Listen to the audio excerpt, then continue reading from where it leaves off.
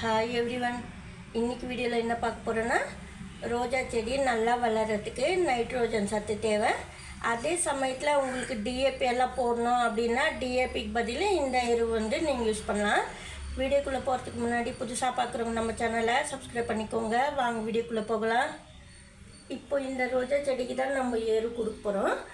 எனக்கு கொடுக்காத ரோஜா செடிக்கு இந்த எரு எப்படி கொடுக்கறது, கொடுத்த செடிக்கு எந்த எரு கொடுக்கறது, அதை பற்றி பாருங்கள். இப்போ இந்த சாமந்தி இருக்குது. இந்த சாமந்திக்கு இது மாட்டு சாணம், கவுடங்கு. இது நல்லா மக்கந்தான் இருக்கணும், இல்லைன்னா காஞ்சிதான் இருக்கணும். பச்சை சாணியை நல்லா காய வச்சிடணும். அது போல் வச்சுக்கிட்டு நம்ம இப்போ சாமந்தி கண்ணிங்க இருக்குது, தொட்டிக்குள்ளே நட்டு இருக்கோம். இதுக்கு மேல் பாகத்தில் நம்ம இந்த சாணம் நான் கொஞ்சமாக போட்டு வச்சுருக்கேன்.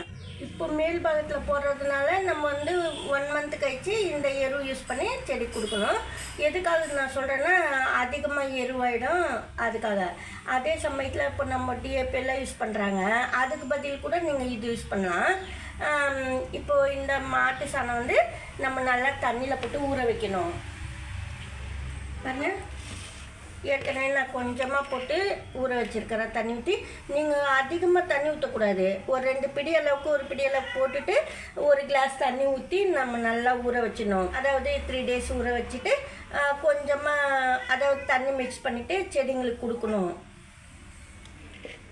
இப்போ இது போல் கொடுக்கறதுனால இது என்ன சொல்லுவாங்கன்னா, டைஅமோனியம் பாஸ்பேட் சொல்லுவாங்க.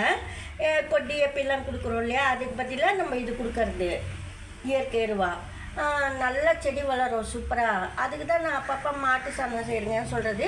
ரோஸ் பிளான்ட்டில் இது போல் கொடுக்கும்போது நல்லா தளிர் வைக்கும், நல்லா வளரும். அதுக்காக தான் அப்பப்போ நம்ம இந்த எரு கொடுக்கணும்னு சொல்கிறது. நான் அதிகமாக இதில் மாட்டு சாணம் கொஞ்சமாக தான் சேர்த்துருக்கேன். ஏற்கனவே நடும்போது லைட்டாக தான் இருக்கும் மண்ணுக்குள்ளே. அதனால தான் இப்போ நான் இந்த எரு கூட சேர்க்குறேன். ஏன்னா மேல் பாகத்தில் நிறைய சாணி போட்டிங்கன்னா இது கொடுக்க தேவையில்லை. ஏன்னா தண்ணி ஊற்ற ஊற்ற அதுவே சாரமெல்லாம் இறங்கி அது போல் ஆகிடும் நம்ம எரு ரோஜா செடிக்கு ஏற்ற மாதிரி. இப்போ பாருங்கள், இது நான் எதுக்கு கொஞ்சமாக தண்ணி ஊற்றணும்னு சொன்னேன்னா, நீங்கள் எப்போ வேணாலும் கலந்து இது போல் கொஞ்சமாக வச்சுக்கிட்டு நிறைய தண்ணியில் கலந்து மிக்ஸ் பண்ணி விட்டுடலாம். ஒரு பக்கெட் ஃபுல்லாக கரைச்சிட்டு நீங்கள் லேட் ஆகும், ஊற்றுறதுக்கு லேட் ஆக போகுதுன்னா ரொம்ப நாளும் வச்சிருக்கூடாது. அதுக்கு சொல்கிறேன். நான் வச்சுருந்தா கூட ஒன்றும் செய்யாது, இருந்தாலும் அப்பப்போ நம்ம க்ளீனாக வச்சுக்கணுன்னா காலி பண்ணிடணும். இது அதுக்கு சொல்கிறேன் நான். இது போல் ஒரு கிளாஸ் தண்ணியில் ஊற வச்சுட்டு கொஞ்சமாக இதில் ஊற்றணும். பாருங்கள், இது எந்த அளவுக்குன்னா நீங்கள் 1 லிட்டர் தண்ணியில் ஒரு சின்ன கிளாஸ் அளவுக்கு நீங்கள் சேர்த்துக்கலாம். ஒரு 50 ml எடுத்துக்கணும். ரொம்ப ஊற்றக்கூடாது அதிகமாக.